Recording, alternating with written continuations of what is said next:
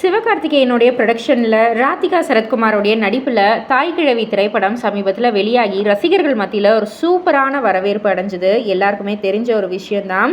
So இந்த ஒரு படத்தோடைய சக்ஸஸ் மீட் தான் இப்போது நடந்திருக்கு. அந்த சக்ஸஸ் மீட்டில் நிறைய விஷயங்கள் எல்லாருமே பகிர்ந்துக்கிட்டாங்க.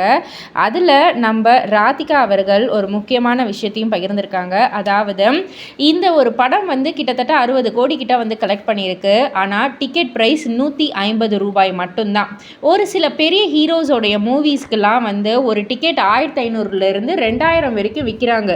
ஸோ இந்த ஒரு 150 டிக்கெட்லேயே இந்த அளவுக்கு வசூலித்தது இதுதான் ரியல் சக்ஸஸ் அப்படின்ற மாதிரி சொல்லியிருக்காங்க.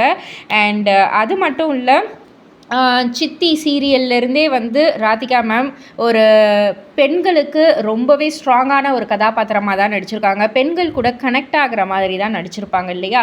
ஸோ இப்போது சித்தி சீரியலுக்கு அப்புறம் இந்த தாய்கிழவி திரைப்படம் ரசிகர்கள் மத்தியில் நல்ல ஒரு வரவேற்பு, முக்கியமாக பெண்கள் ரொம்பவே கனெக்ட் ஆனதை பார்க்க முடிஞ்சது அப்படின்ற மாதிரி ராதிகா அவர்கள் சொல்லியிருந்தாங்க. அண்ட் அது மட்டும் இல்லை, தமிழ் திரையுலகிலேயே லாபத்தில் கிடைக்கும் பங்குல சம்பளம் பெற்ற ஹீரோயின் நானாக தான் இருப்பேன் அப்படின்ற மாதிரியும் ராதிகா அவர்கள் ரொம்பவே நெகிழ்ச்சியாக பகிர்ந்துக்கிட்டாங்க.